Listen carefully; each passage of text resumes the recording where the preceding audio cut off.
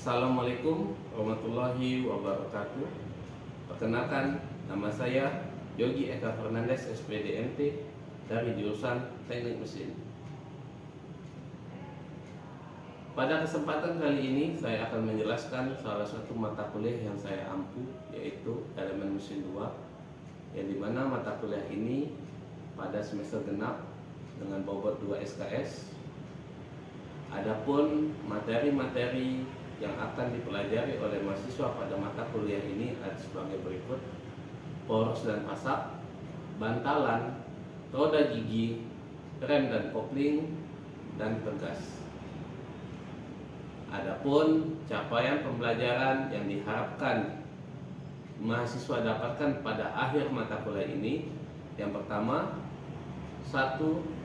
Mahasiswa mampu mendesain poros dan pasak berdasarkan kombinasi beban lentur dan puntir.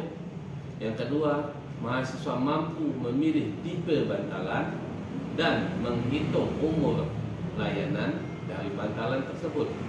Ketiga, mahasiswa mampu merancang transmisi daya, sabuk dan rantai serta menganalisa tegangan dan slip. Keempat, mahasiswa mampu mendesain roda gigi spur, helical, dan bevel dengan parameter modul, rasio, dan backlash.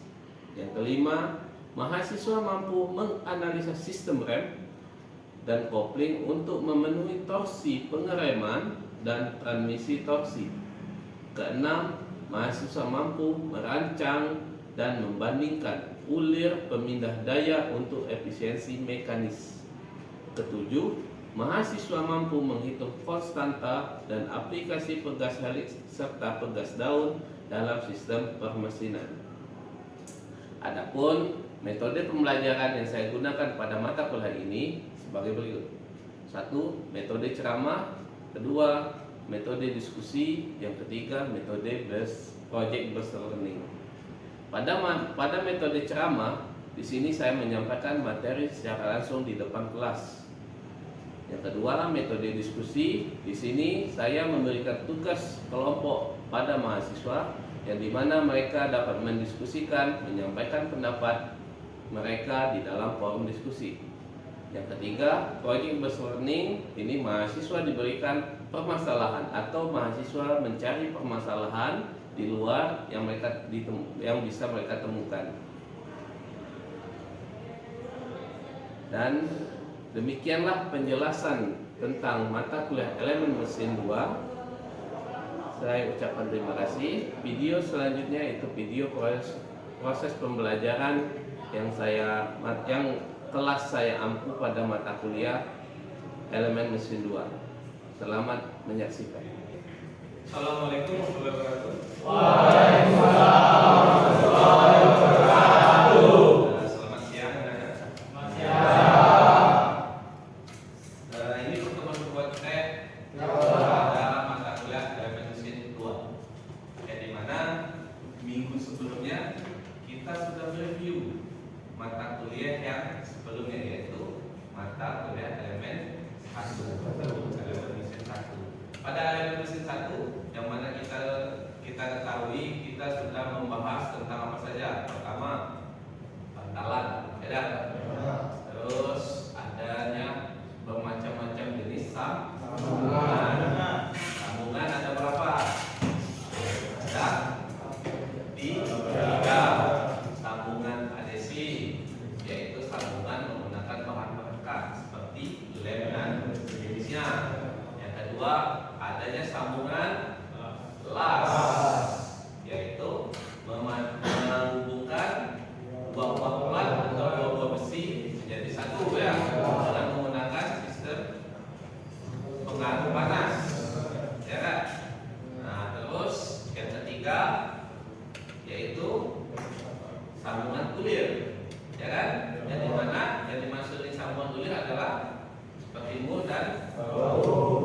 Nah, jadi pada mata kuliah ini, pada semester genap ini, kita akan belajar tentang elemen mesin juga, tapi lanjutannya.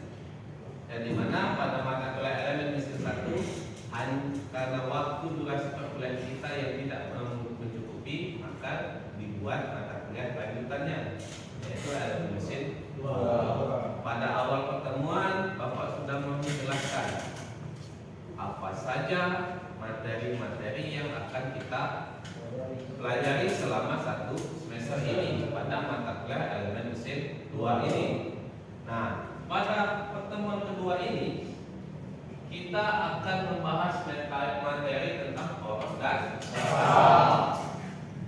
Modul sudah Bapak berikan itu untuk kalian baca-baca sebelum masuk ke perkuliahan kita pada hari ini ya. Tapi sebelum kita masuk ke materi poros dan pasal, Pak pengen tahu dulu yang ikut kuliah Pak hari ini apakah hadir semua atau tidak? Oke.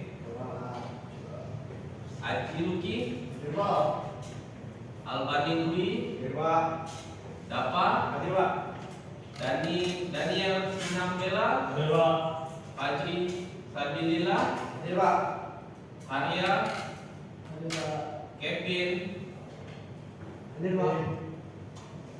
Kemas Muhammad Yoga, Muhammad Bayu Wahyudi, Dimas Alfarizi, Muhammad Iksan Nur Hakim, Muhammad Yudhistira, Muhammad Ihsan Abdullah, Muhammad Alif Yusuf, Muhammad Danda Aditya, Muhammad Hafiz Aji Basurya, Muhammad Putra Pratama, Muhammad Rizki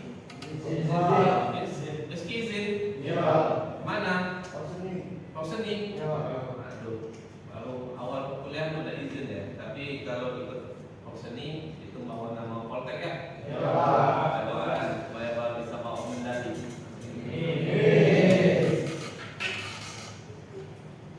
Panjang Ilham, Renzi Al Akbar, Sabit Inaldi, Tito Yuandra, Yuda Geri. Oke, hanya Rizky ya, Muhammad Rizky yang tidak ada. Oke. Minggu pertama kita sudah review mata kuliah elemen mesin 1. Terus kita sudah kasih materi atau kasih bahan, yaitu berupa materi apa saja yang akan kita pelajari pada semester ini pada mata kuliah elemen mesin 2. Masuk ke materi pembahasan pertama, yaitu poros dan pasal. Oke, kita lihat dulu apa sih akhir dari mata pertemuan kita hari ini. Apa yang bisa kalian dapatkan, apa yang akan kalian dapatkan pada perkuliahan kita hari ini yang membahas tentang poros dan pasal. Yaitu di sini dibilang mampu kalian bisa menggunakan dan mendesain menggunakan rumus, maksudnya di sini menggunakan rumus dan mendesain poros maupun pasal. Jadi kalau mau membuat poros atau pasal tidak asal buat, tapi kita harus memperhitungkan secara teknik. Kita orang teknik, tidak bisa asal masuk atau asal buat. Semuanya harus diperhitungkan. Makanya elemen mesin ini seperti Pak bilang minggu sebelumnya, mata kuliah tentang perencanaan. Bagaimana merencana kita bikin sambungan, dihitung nggak? Ada rumusnya. Sebelum menghitung itu sambungan kita hitung dulu tegangannya berapa, ya kan? Kita semuanya dihitung. Jadi makanya mata kuliah elemen mesin itu berhubungan dengan hitung-hitungan, yaitu berhubungan dengan merencana. Yang kedua, balik lagi ke apa yang akan kalian dapatkan pada pertemuan kita hari ini adalah kalian dapat menggunakan rumus dan mendesain bantalan dan pasal. Nah, jadi dua hal ini kalian bisa menggunakan rumus untuk menghitung bagaimana poros maupun pasal atau bantalan yang ideal, yang baik digunakan sesuai dengan ilmu keteknikan. Ya,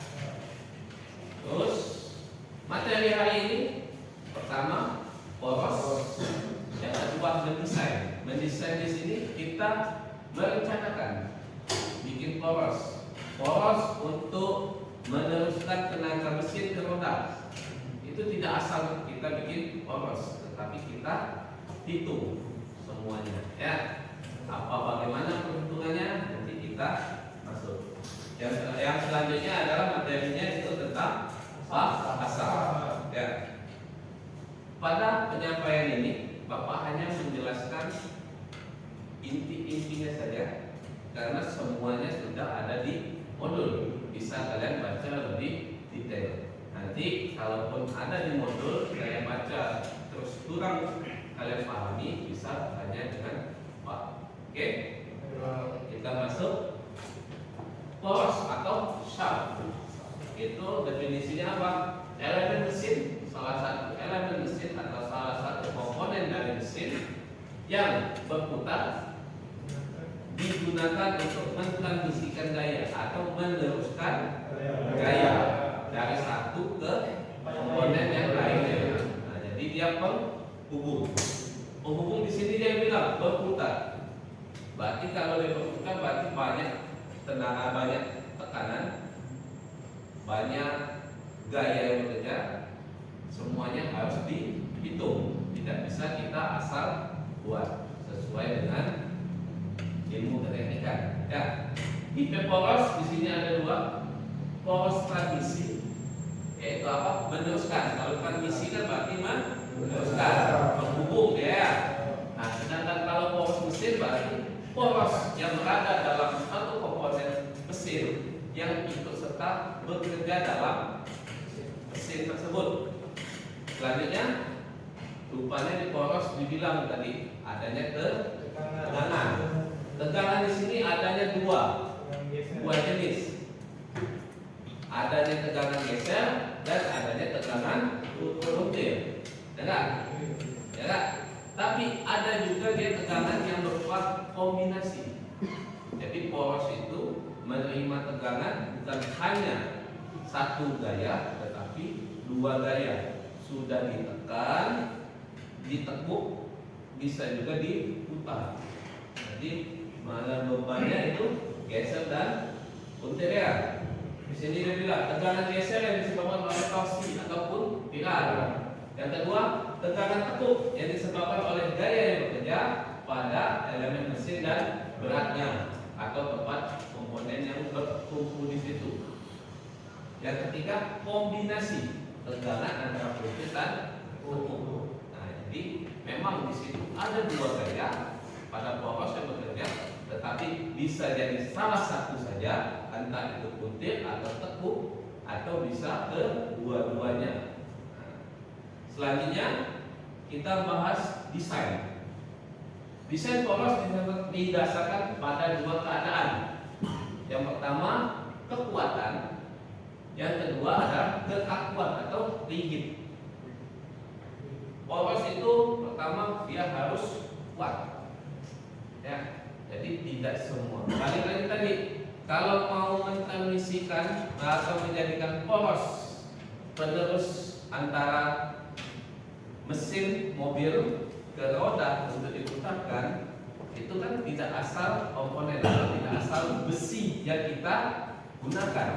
Semuanya kita harus hitung tenaga yang dihasilkan mesin tersebut berapa, momen putar yang mau ditransmisikan berapa, dan banyak hal yang harus kita perhitungkan untuk memilih atau membuat poros untuk penghubung antara mesin ke roda. Nah, makanya di sini kita akan belajar bagaimana sih cara menghitungnya. Ya. Kedua, di sini dia bilang secara umum desain poros dapat dibagi atas tegangan akibat momen putar, tegangan akibat momen tekuk, kombinasi, yang terakhir adalah beban aksial. Kita bahas satu-satu. Kalau poros itu menerima momen puntir, sini dilihat sesuatu yang berputar berarti adanya momen inersial. Ya, ketika kita sudah belajar tuh, kalian sudah belajar momen inersial itu apa. Ya, jadi di sini tegangan dibagi dengan momen inersial sama dengan gaya pada poros dibagi dengan R. R itu apa? Rasio putaran atau satuannya itu RPM. Ya. Terus di sini kalau porosnya penjal atau penjal, tahu poros penjal itu apa? Porosnya itu satu bulatan, namanya poros pasti bulatan ya. Itu semuanya solid atau semuanya besi. Nah, maka rumus yang kita gunakan untuk mencari J-nya atau momen inersianya adalah J sama dengan V dibagi dulu. Ini udah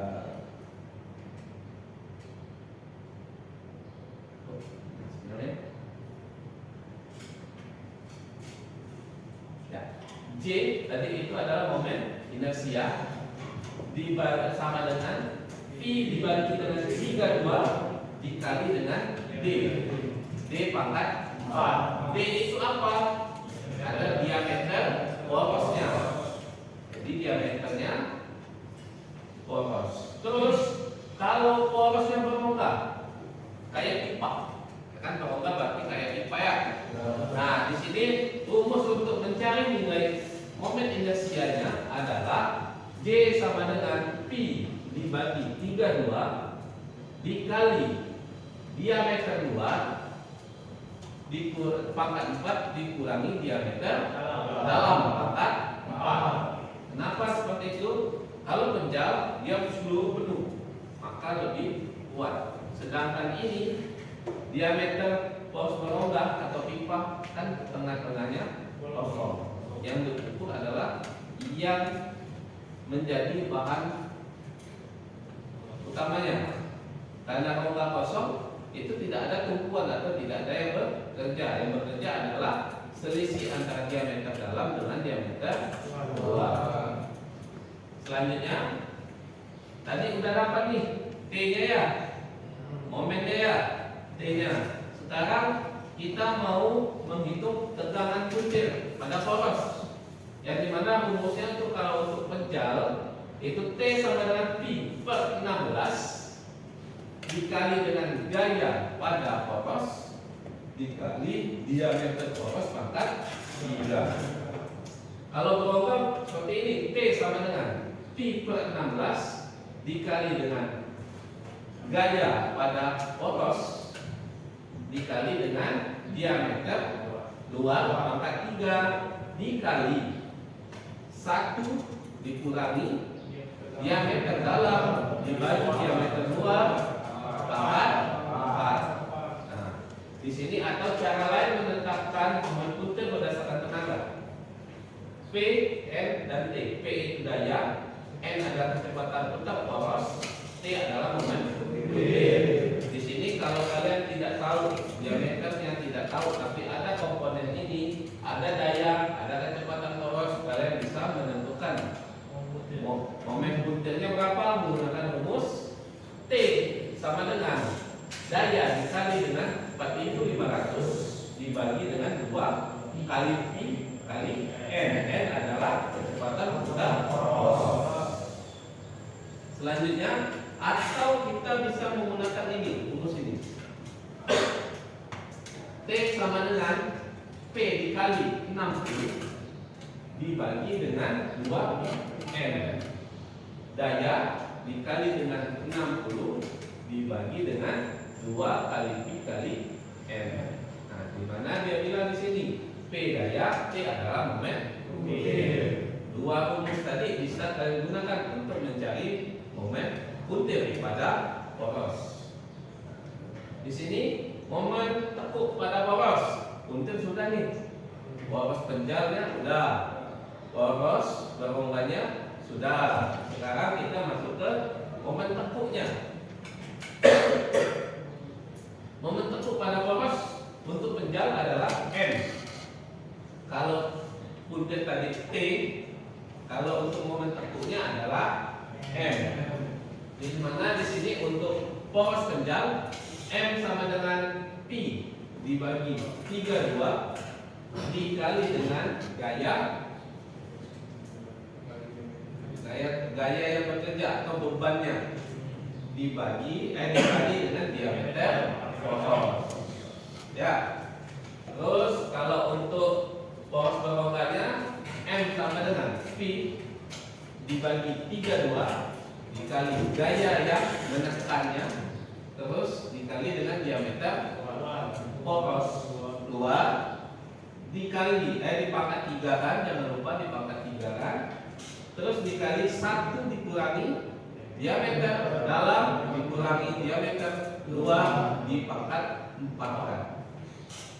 Oke, nah tadi sudah nih kita dapat rumusnya. Untuk puntir dia ada rumus sendiri, untuk tekuk dia ada rumus sendiri. Jadi kalau poros yang kalian buat itu untuk puntir atau untuk sesuatu yang berputar, bisa kalian gunakan rumus yang tadi. Sedangkan kalau untuk poros yang kalian buat ini untuk tekuk atau sebagai tumpuan tempat benda lain atau tempat elemen mesin lain berputar, maka kalian bisa menggunakan rumus momen tekuk. Sekarang bagaimana Pak? Kalau poros yang akan kami buat itu mempunyai 2 hal tadi, tekuk dan puntir, maka rumus yang akan kita gunakan adalah sebagai ini. Momen tekuk dan puntir pada poros. Jadi rumusnya di sini Fs atau gaya shaft yang maksimal sama dengan 16 dikali V kali diameter poros pangkat 3 dikali dengan akar dari momen apa ini M tadi, momen tekuk ya, momen tekuknya di pangkat 2 ditambah dengan momen puntirnya pangkat 2. Atau kita bisa di sini ada juga tegangannya 2, tegangan geser dan tegangan tekuk. Berarti kalau tegangan geser, poros di dalam itu dia bergerak. Sedangkan kalau tekuk dia sudah bergerak ditambah beban, gitu ya. Kalau untuk tegangan tekuk maksimalnya atau maksimumnya adalah gaya tekuknya atau gaya bebannya sama dengan 32 dibagi dengan pi dikali diameter dari poros pangkat 3 dikali dalam kurung 1/2 dikali dengan momen tekuk ya, momen tekuk ditambah dengan akar dari momen tekuk pangkat 2 ditambah momen puntir pangkat 2. Itu untuk mencari tegangan geser dan tegangan tekuk. Sekarang kita masuk lagi kalau bagaimana porosnya penjal Pak, maka rumus ini yang bisa kita gunakan. Ya, begitu juga untuk poros yang berlonggar. Nah, sekarang kita sudah dapat nih rumus-rumusnya. Ya, untuk momen poros penjalnya dapat, sudah tahu. Untuk poros berlonggarnya kita sudah tahu. Terus bagaimana kalau bebannya berfluktuasi? Ada momen poros itu menerima beban yang berbeda-beda atau menerima gaya yang berubah-ubah. Maka kita akan menggunakan ini rumusnya. Untuk poros dengan beban berfluktuasi, maka nilai M harus dikalikan dengan konstanta Km atau keamanan koefisien momen. Sedangkan kalau untuk T-nya dikalikan dengan T, yaitu puntir tadi. Kalau dia bebannya berfluktuasi, maka tegangan puntir dikalikan dengan nilai koefisien puntir. Sedangkan kalau tegangan tekuk, maka kita kalikan dengan koefisiennya momen atau koefisien tekuk. Di sini ada satuannya. Kalau untuk kejut perlahan, jadi kalau kejut perlahan itu kalau dia dari standar ada perubahan itu bertambah 1. Atau kita naik motor digas, bukan dikejutkan tapi bagian atas itu perlahan naiknya. Ya, terus ada juga yang tiba-tiba dari posisi diam kita langsung bergerak. Begitu juga di sini. Kalau ada momen biasanya bebannya 200, tiba-tiba bebannya berubah menjadi 500. Itu yang dimaksud dengan kejut tiba-tiba. Terus bagaimana kalau poros gravitasi? Yang di atas tadi stasioner, diam. Bagaimana kalau dia berputar? Ini ada koefisien yang bisa kita gunakan. Ya, ini tentang poros. Kita lanjut ke materi selanjutnya, itu tentang pasak. Pasak itu adalah kunci. Yang untuk apa di sini dia bilang? Terbuat dari sepotong baja lembut yang dimasukkan di antara poros dan hub atau roda dari puli untuk menghubungkan keduanya guna mencegah gerakan relatif di antara mereka atau lepas dan untuk mengunci. Kekuatan pasak biasanya digunakan dalam menentukan bisikan torsi dari sebuah poros ke rotor atau hub. Ini contohnya jenis pasak. Ada yang berbentuk seperti ini mengikuti porosnya. Ada juga yang berbentuk kecil seperti itu yang diselipkan. Ini yang contohnya mengikuti porosnya. Sedangkan yang di ujung itu ada lubang sebagai penahan. Ya, dimasukkan ke dalam lubang pasak tadi, dimasukkan dalam lubang. Jadi porosnya dilubangi, terus pasaknya dimasukkan ke dalam itu. Ada juga kombinasi keduanya. Sudah dia menggunakan kunci, terus dikombinasikan lagi dengan pasak ya. Oke, selanjutnya ini rumus untuk mendesain pasak.